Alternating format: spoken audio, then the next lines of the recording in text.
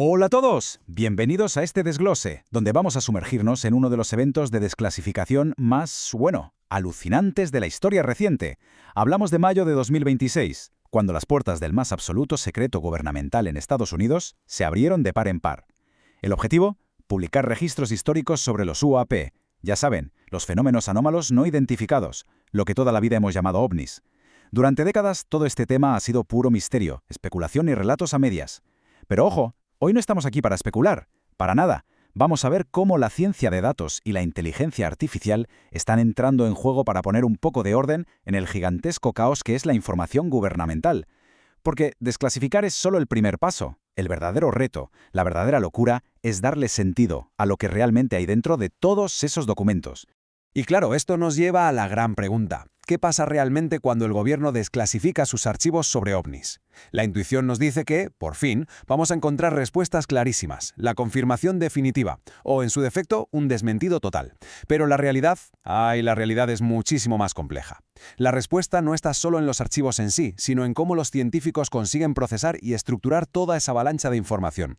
Porque un archivo desclasificado no es una enciclopedia que viene perfectamente ordenada, que va. Es más bien como un rompecabezas gigantesco con piezas que no encajan. Y la forma en que montamos ese puzzle es lo que determina si al final obtenemos ciencia real o, simplemente más dolores de cabeza y confusión. Bueno, vamos al lío. Para que no nos perdamos, esta va a ser nuestra hoja de ruta de hoy. Primero, la desclasificación de los archivos UAP de 2026. Segundo, las reacciones tanto del público como de los científicos. Tercero, el gran problema de los datos heterogéneos. Cuarto, cómo mapear estas pruebas con inteligencia artificial. Quinto, el descubrimiento de las familias de pruebas. Y para terminar, la creación de lo que llamamos paquetes de casos candidatos. Empezamos por el principio. Punto 1. La desclasificación de archivos UAP de 2026. Una apertura verdaderamente histórica. Para ponernos en contexto, todo este asunto metió a la directa en febrero de 2026. Fue entonces cuando la administración Trump emitió una directiva presidencial obligando a las agencias federales a identificar y desclasificar los registros relacionados con los UAP. Esto tuvo su punto álgido el 8 de mayo de 2026, fecha en la que se lanzó oficialmente el sistema Pursué. ¿Qué es Pursué? Pues básicamente un portal del gobierno dedicado en exclusiva a publicar estos materiales ya revisados. Este primer gran bloque incluyó informes de décadas enteras, desde 1944 hasta hoy, con cosas del Departamento de Guerra, la NASA y el mismísimo FBI. Y lo más importante, esto puso en marcha un ciclo continuo. Se planearon nuevas publicaciones cada 30 días, es decir, un flujo constante y sonante de material nuevo pidiendo a gritos ser analizado. Pasamos al punto 2. Reacciones del público y los científicos. Las expectativas frente a la cruda realidad. El contraste aquí fue, asombroso, no, lo siguiente.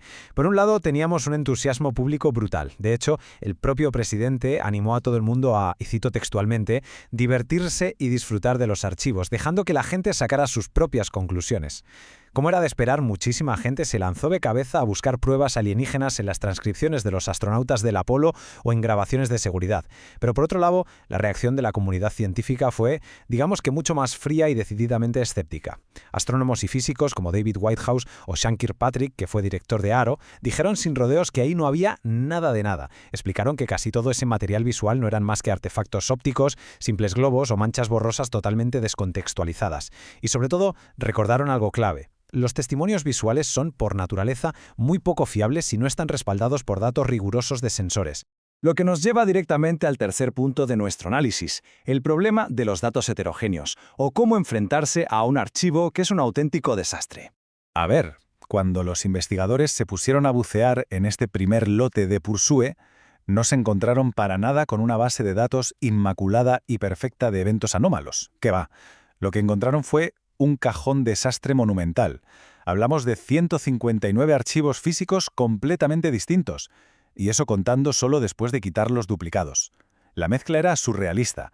120 archivos en PDF, 25 vídeos y 14 imágenes sueltas. Y las fuentes, mezclaban informes operativos supermodernos del Departamento de Guerra, con cables diplomáticos del Departamento de Estado, fotos espaciales de la NASA y archivos viejísimos de la sede central del FBI. Intentar analizar esto de golpe es literalmente como intentar leer 4 libros a la vez, sabiendo que uno de ellos es un álbum de fotos y otro es una cinta VHS de los años 80. Un absoluto caos. Y esta imagen ilustra de manera brillante lo que acabamos de comentar. Aquí podemos ver la verdadera magnitud del problema.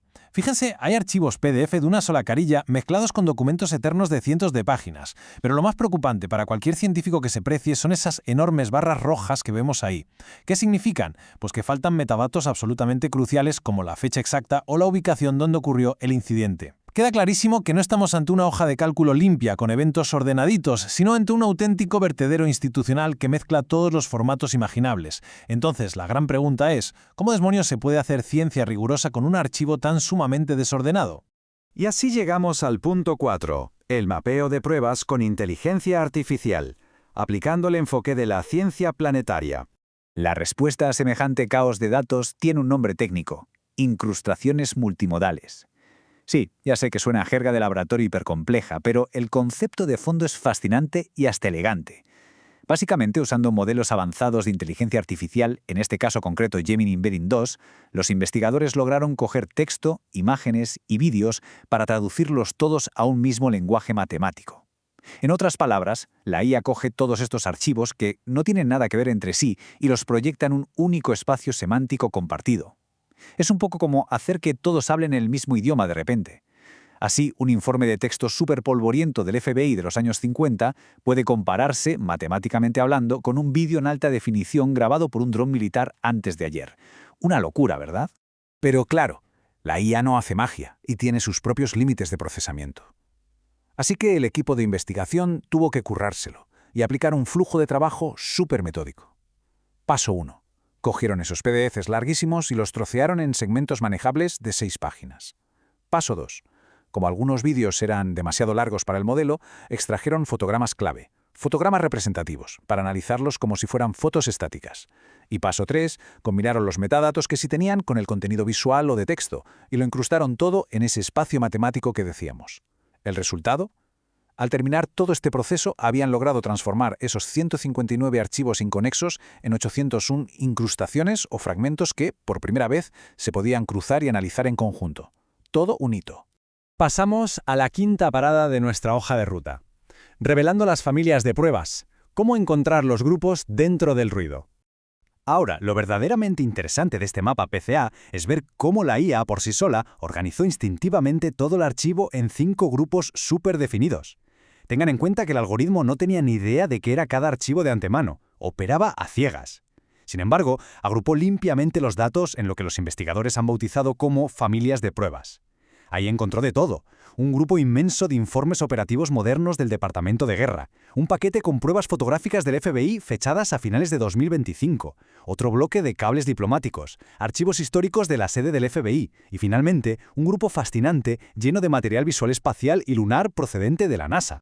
Pero cuidado, porque aquí hay que hacer un inciso súper importante. Los investigadores fueron increíblemente transparentes al hacer una advertencia crucial sobre estas familias. Al mirar estos gráficos, se dieron cuenta de unas variables de confusión brutales. Resulta que la IA no estaba descubriendo mágicamente 5 tipos diferentes de naves extraterrestres ni de anomalías físicas, que va. Lo que la IA detectó con muchísima más fuerza fue el formato del archivo y la agencia de la que provenía. Es decir, los PDFs tendían a juntarse con otros PDFs y los documentos de la NASA se agrupaban entre sí por su lenguaje institucional, su jerga particular. Esto nos demostró de un plumazo que el mayor sesgo de todo este archivo es pura y duramente administrativo. Así que sí, estos grupos son una herramienta fantástica para clasificar, para hacer un primer triaje, pero sería un error científico garrafal, un patinazo, interpretar que estamos ante categorías físicas de ovnis. Y así llegamos a la sección final, el punto 6. La creación de paquetes de casos candidatos. La gran destilación de los datos.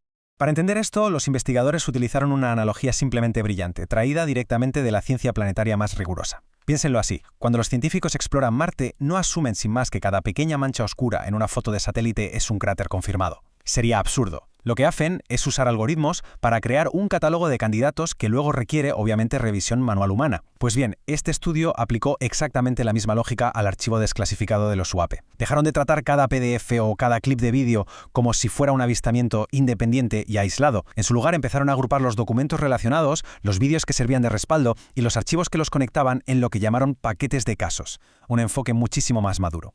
Y entonces llegamos a la clave de todo. El punto crucial es este número que ven en pantalla, 37.